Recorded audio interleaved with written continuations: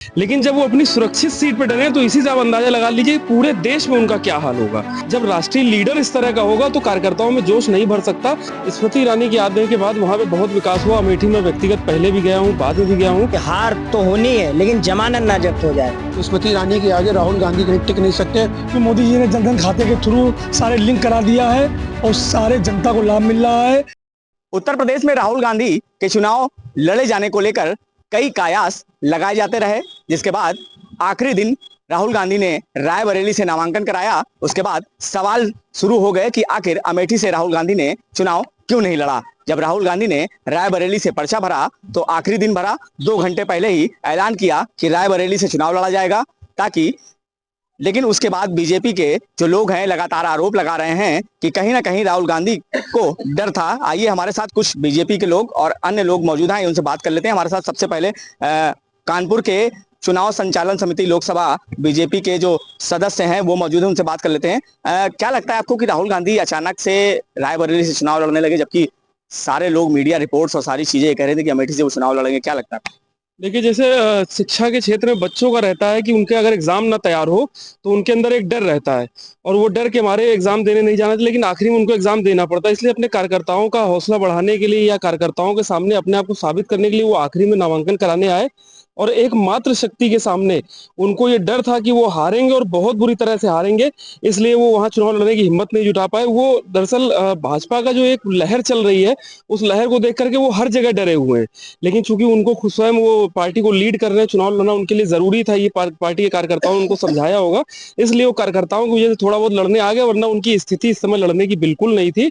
और वो आखिरी का मूवमेंट जो था नामांकन कराने का रीजन यही था कि वो स्वयं तो नहीं लड़ना चाहते थे डर के मारे, लेकिन उनको लड़ना पड़ा। कांग्रेस की जो सुरक्षित सीट बताई जाती है रायबरेली और अमेठी, उसके बावजूद जो है अमेठी से उन्होंने चुनाव नहीं लड़ा, क्या वजह है? हमने देखिए अभी थोड़ी देर पहले कहा कि वो सभी जगह डरे हुए हैं, लेकिन जब वो अपनी सुरक्षित सीट पे डरे तो इसी से आप अंदाजा लगा लीजिए पूरे देश में उनका क्या हाल होगा।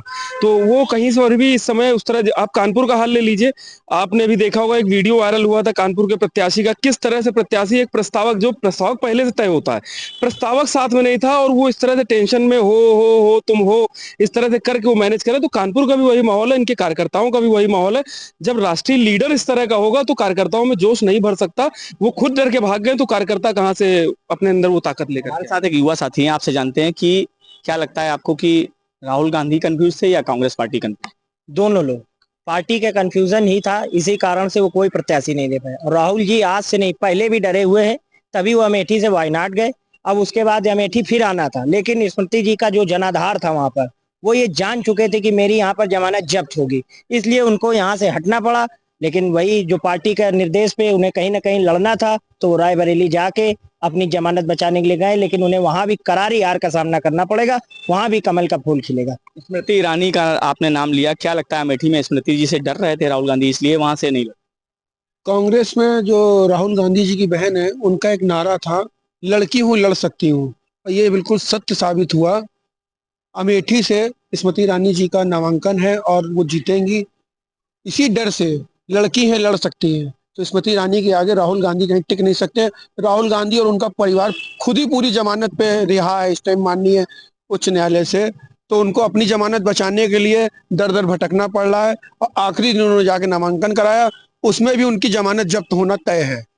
प्रियंका जी का आपने नाम लिया, प्रियंका जी कहीं से चुनाव नहीं लड़ रही है, लेकिन लगातार ये खबरें आ रही थी, मीडिया रिपोर्ट्स आ रही थी कि प्रियंका भी चुनाव लड़ेंगी, लेकिन क्यों चुनाव नहीं लड़ी?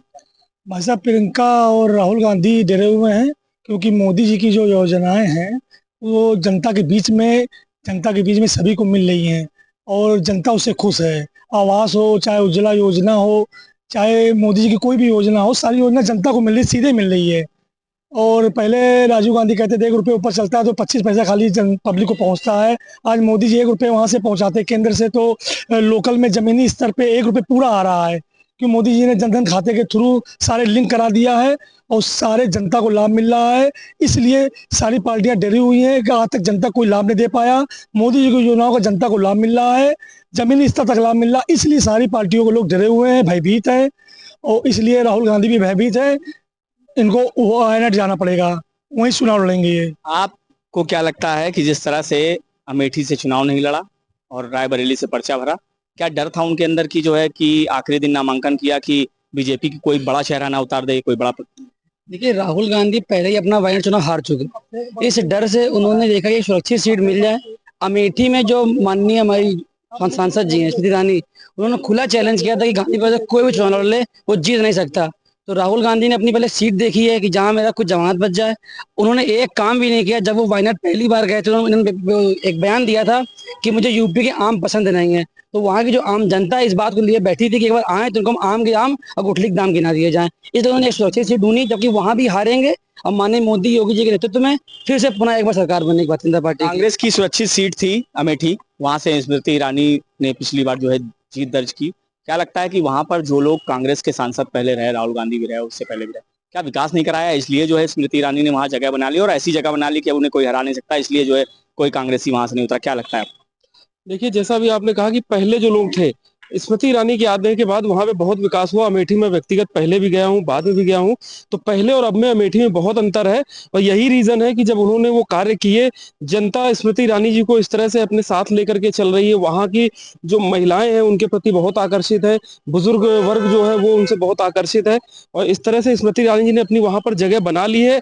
अब ये जो पुश्तैनी सीट कही जाती थी कांग्रेस की, अब इस बात को बदल देना चाहिए। वो कोई पुश्तैनी सीट नहीं रही है, वो भारतीय जनता पार्टी की स्मृति ईरानी जी के नेतृत्व में भारतीय जनता पार्टी की पुश्तैनी सीट हो जाएगी। आपसे एक बार और बात कर लेते हैं, जान लेते हैं कि नामांकन, मतलब लास्ट दिन नामांकन का और उसी दिन ऐलान करना कि रायबरेली से चुनाव लड़ना है, कैसा डर था? ये इस प्रकार का भय था कि कहीं ऐसा ना हो कि कोई बड़ा सीनियर लीडर वहां से लड़ जाए तो हमें यहाँ भी हार तो होनी है, लेकिन जमानत ना जब्त हो जाए।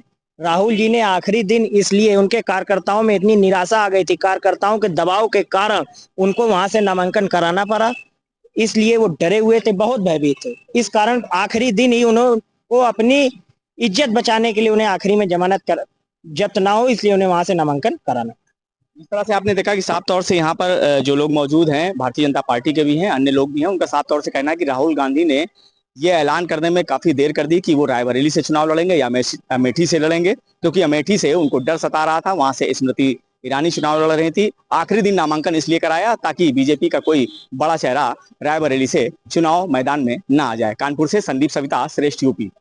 उत्तर प्रदेश की हर खबर से अपडेट रहने के लिए श्रेष्ठ यूपी को करें सब्सक्राइब, बेल आइकन दबाएं और देखते रहें श्रेष्ठ यूपी।